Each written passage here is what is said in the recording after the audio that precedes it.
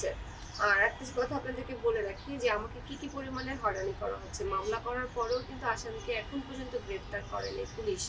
তো এখানে দেখেন সাধারণ কোনো মানুষ যদি এইভাবে সাংবাদিকদের নিয়ে যেত, এরকম ফোন হাতের মধ্যে প্রমাণ, ঢাকা মেডিকেলের রিপোর্ট, পুলিশ কি অ্যারেস্ট করতো না? তাহলে কেন পুলিশ মোয়াজকে অ্যারেস্ট করছে না? একজন খুনিকে কেন অ্যারেস্ট করছে না? একজন খুনি হচ্ছে হলিডে ইনের ছাদের ছবি তুলে ফেসবুকে দিচ্ছে, কোর্টের মধ্যে ছবি তুলে ফেসবুকে দিচ্ছে। আমার ইয়েতে এসে লাইভে এসে সে বাজে কমেন্ট করতেছে, আমার যে ব্যক্তিগত ছবি সেটা সোশ্যাল মিডিয়ায় ভাইরাল করে দিচ্ছে, কিন্তু পুলিশ হচ্ছে অ্যারেস্ট করছে না। আর আমি পুলিশকে নিয়ে একটা স্ট্যাটাস দিতে পারি না, একটা কথা লিখতে পারি না, তাহলে আমার ফেসবুকটা অফ করে দেয়। আমার ফেসবুক কিন্তু কালকে বন্ধ করে দিয়েছে, শুধুমাত্র লিখেছি যে খুনিকে পুলিশ অ্যারেস্ট না করে আমার ভাই লুডো খেলছিল, আমার ভাইকে অ্যারেস্ট করেছে। তো হাসান আরিফ আমার বাচ্চা, আমার যে ছোট ভাই, আমার সেই 24 বছর বয়স, ওকে রূপনগর থানায় ব্যাকটেজ করতে চাচ্ছে তার বাবা মোয়াজ। তখন আমি চুপ থাকতে পারি না, তখন আমি মামলা করেছি এবং আমি আপনাদেরকে সবকিছু বলেছি। তো সেইটাও আমাকে মনে করে যে তার যে মন্ত্রণালয়টা ছিল এনজিটি, সেটা আমার কারণে নাকি চলে গেছে, সেটার জন্য হাসান আরিফ আমাকে দোষারোপ করে। এই কারণেই আসলে তার এই যে রিসেন্ট যে আমার উপরে যে এগ্রেসিভ আচরণ, এটা হচ্ছে এই তার এই ক্ষমতাটা চলে যাওয়ার পরে।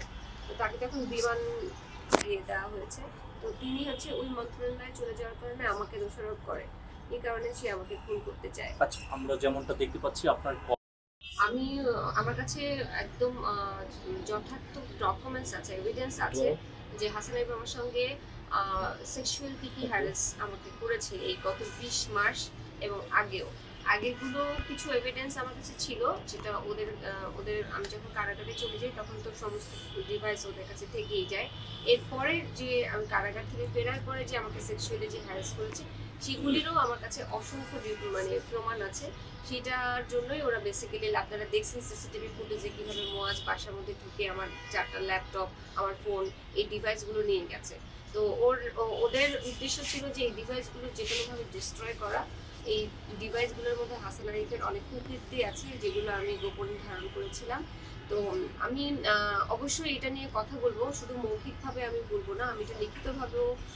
এখন তো আপনারা দেখলেন, সামান্য একজন নেশাগ্রস্ত মানুষের নামে আমি এখন মামলা করতে গেলাম রমনা থানায়, আমাকে 18 ঘন্টা রমনা থানাতে অবস্থান করতে হয়েছে এবং আপনাদের সাহায্য নিয়ে আমাকে মামলাটি শেষ পর্যন্ত করতে হয়েছে। এখন তো আমি হাসান আরিফের নামে কোনো অভিযোগ লিখিতভাবে করতে গেলে থানা নিবে না, এটা তো আপনারা সবাই বুঝতে পারছেন। তো আমি অবশ্যই এটা শুধু মৌখিকভাবে বলছি না যে হাসান আরিফ আমাকে ব্যাকটাচ করেছে, সেটা আমি লিখিতভাবে আমি যাতে থানায় বা আদালতে লিখিতভাবে অভিযোগ করতে পারি, সেজন্য আমার একটি প্ল্যাটফর্ম দরকার। সেই প্ল্যাটফর্মটার জন্যই আমি আসলে চেষ্টা করছি।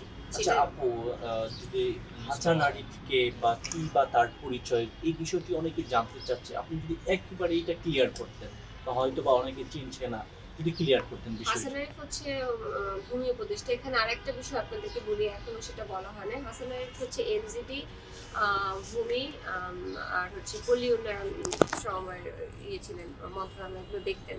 তো মাঝখানে যে এই তার কাছ থেকে যে নিয়ে পল্লী আর এটা নিয়ে নিলেন পাওয়ারটা, মন্ত্রণালয়টা দিয়ে দিলে হচ্ছে আমাদের যে স্টুডেন্টদের মধ্যে যে উপদেষ্টা, আমি কিন্তু নাম ভুলে যাই, কি আলম সামথিং, যাকে হচ্ছে হস্তান্তর করেছে আরেকটা মন্ত্রণালয়, পল্লী উন্নয়ন মন্ত্রণালয়, এলজিটিটা হস্তান্তর করেছে। তো সেখানেও হাসান আরিফ আমাকে দোষারোপ করেছে যে আমার কারণে নাকি তার এই পাওয়ারটা চলে গেছে।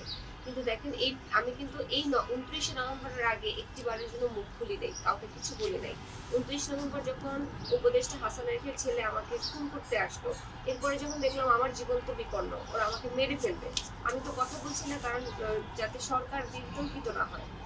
আমি চাই না এই আন্দোলনটা ব্যর্থ হোক, সেই কারণে আমি উপদেষ্টা হাসান আরিফ যে আমার সাথে নোংরা আচরণ করেছে